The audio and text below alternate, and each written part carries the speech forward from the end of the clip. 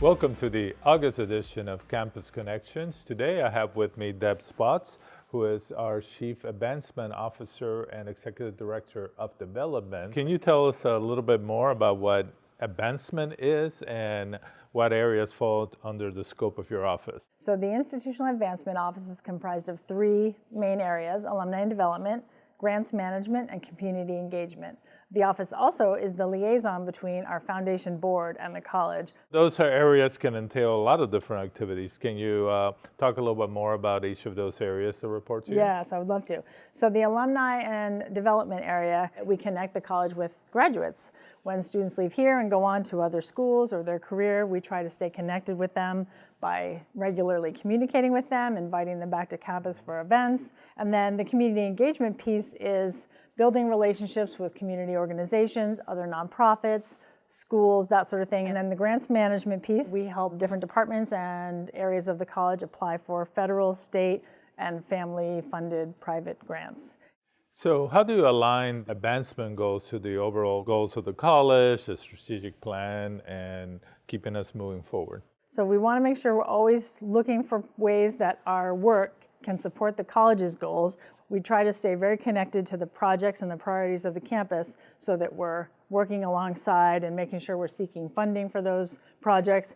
And similarly, the scholarships that we're seeking to start with new donors and new funders would be supporting a program we already have in existence, or in the example of the Auxilium Center for Entrepreneurship, that we would be seeking funding for that new center. So that way we stay right in line with the college's goals.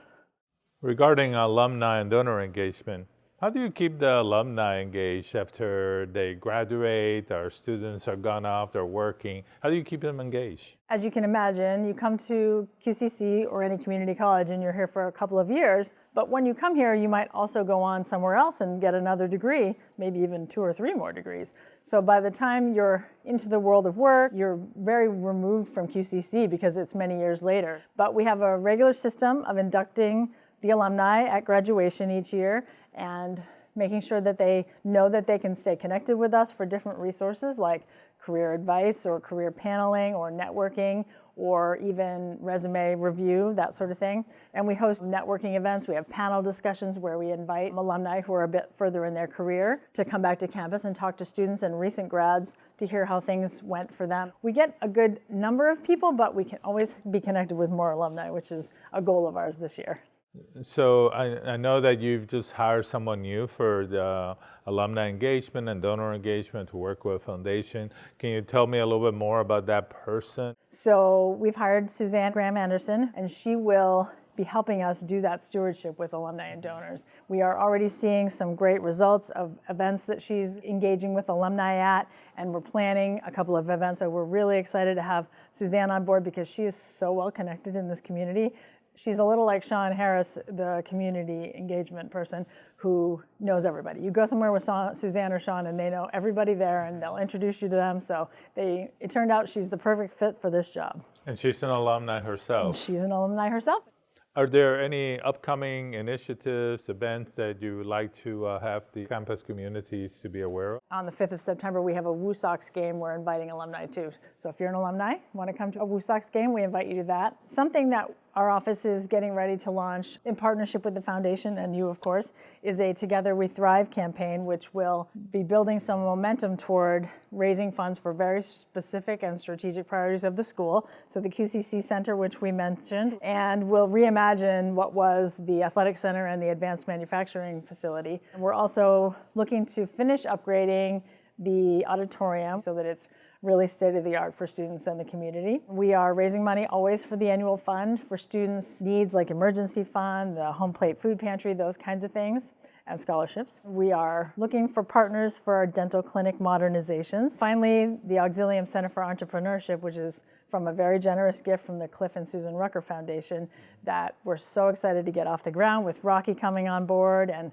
we'll host an event in September to sort of unveil the work that center will be doing with QCC students. That's really exciting. So somebody watching the video and they want to find out, oh, how can I donate? How can I get involved? What's the best way for them to donate or get involved with the college? So you can go to QCC/giving If you want to learn about the campaign, it's QCC/Thrive. But if you want to find out about fundraising, you can reach out to me, dspotts@qcc.mass.edu, and we can talk about ways to fundraise for your program. Always excited to talk with people about how they can seek and find more funding. We can never have enough support for our students. I'm really excited to be here, and I'm very optimistic about the alumni and donor engagement we're going to conduct and build on the community partnerships and grant activity.